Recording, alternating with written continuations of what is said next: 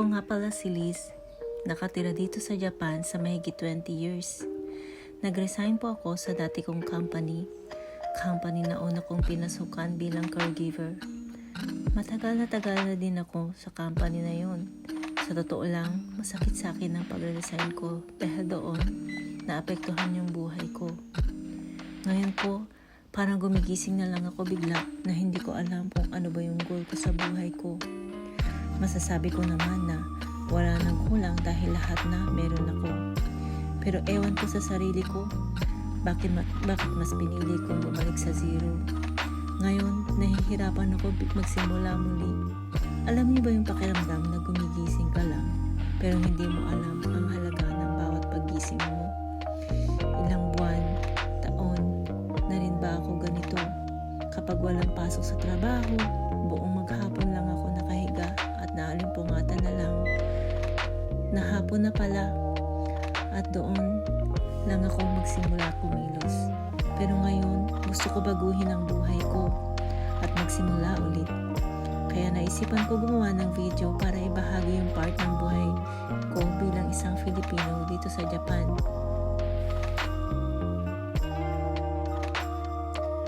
Nag-aayos na po ako ngayon para simulan ng araw ko.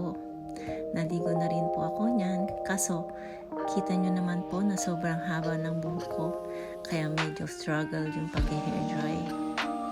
Ngayon pong araw na ito, naisipan kong maglinis ng veranda kasi sobrang dumi na po talaga. Halika na, samahan niyo ako maglinis. Kukuhanin ko na yung hose sa labas para iset doon sa may ofuro. Alam niyo ba na sobrang tagal na ng plastic na nakabalot sa hose kaya napunit na.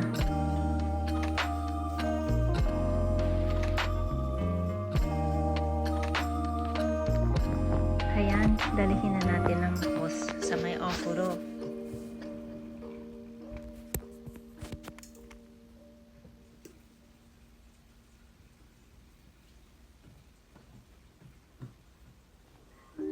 Andito na tayo sa may ofuro.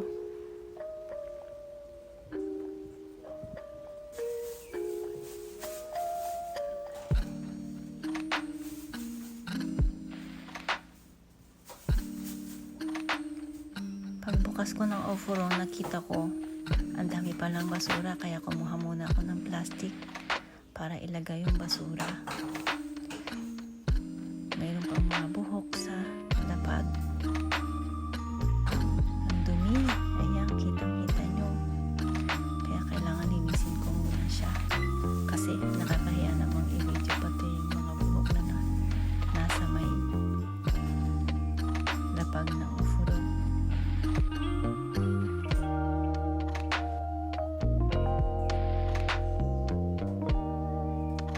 Kinuha ko na yung dulo ng hose para ikabit sa gripo. Tapos ibababa ko lang yung lever.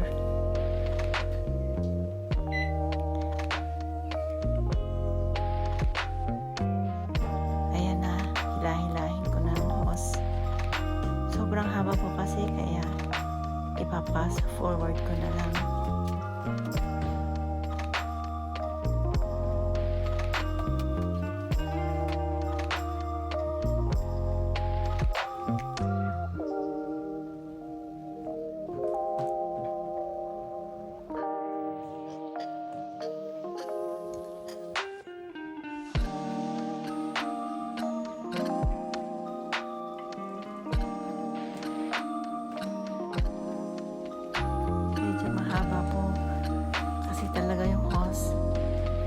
Kasi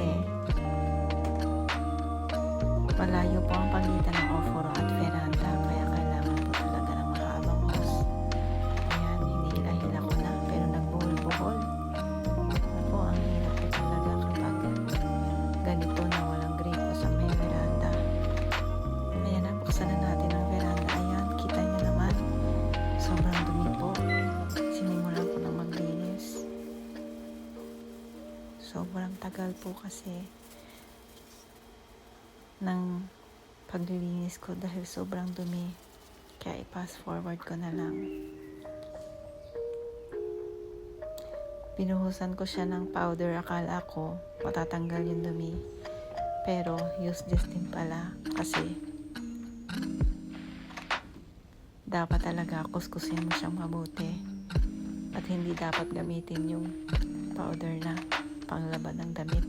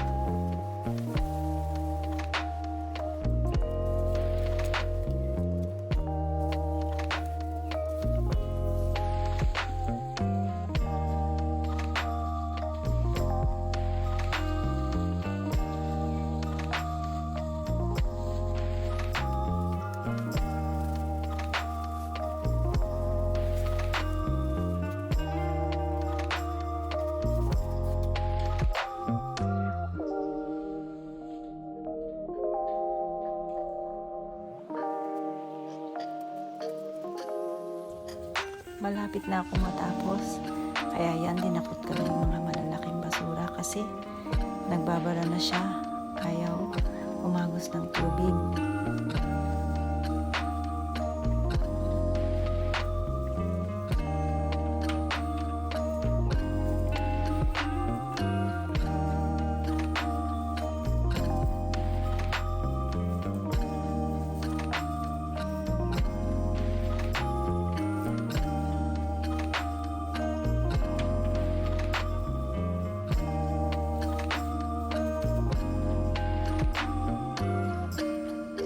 Ayan, napakalinis na.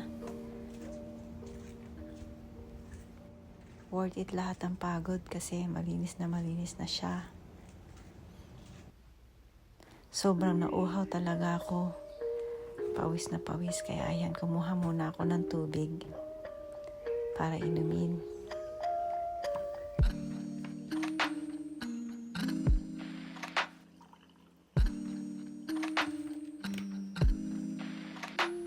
May mga labahin pa pala ako. Kaya ayan, sinampay ko muna yung natapos na.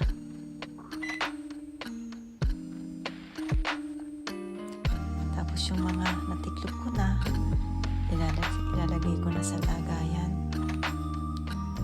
Grabe, kahit pagod na ako, kailangan ko pa rin siyang tapusin.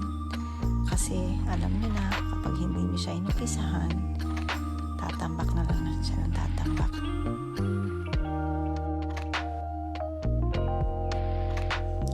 Ako lang lahat ng nagkabit ng mga lagayan ko ng towel. Ayan, kailangan ko pang magsampay ng damit. Ang hirap talagang magsampay kapag nandito ka sa Japan. Kasi alam niyo naman, karaniwan, maliliit lang talaga yung space ng mga bahay. Ako, ang ginagawa ko, dito muna ako nagsasampay sa loob ng bahay. Tapos kapag puno na yung sampayan, inilalabas ko na siya doon sa may veranda.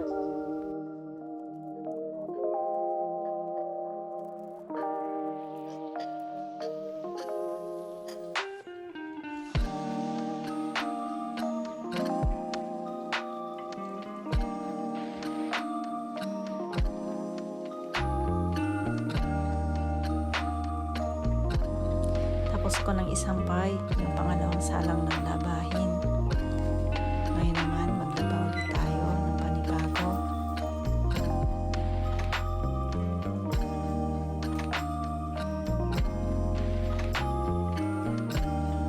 Nako, andito pa pala yung hose kanina.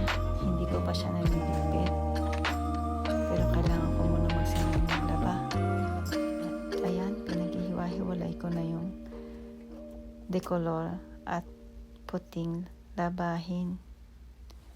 May lumabas pang sleeper. Ginamit siya ng anak ko nung naligo sila sa pool sa school.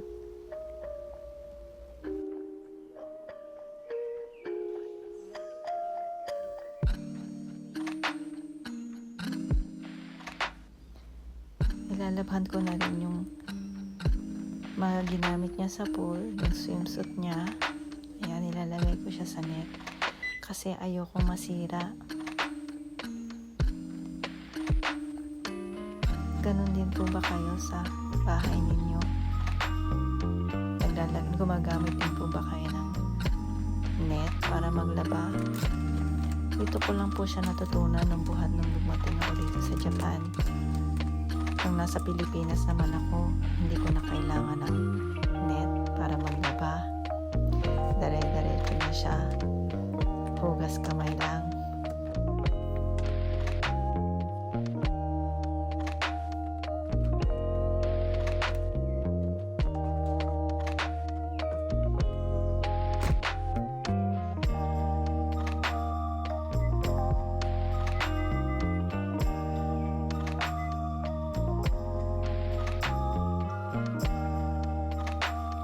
Tatapusin ko lang itong mga tiglupin kong damit.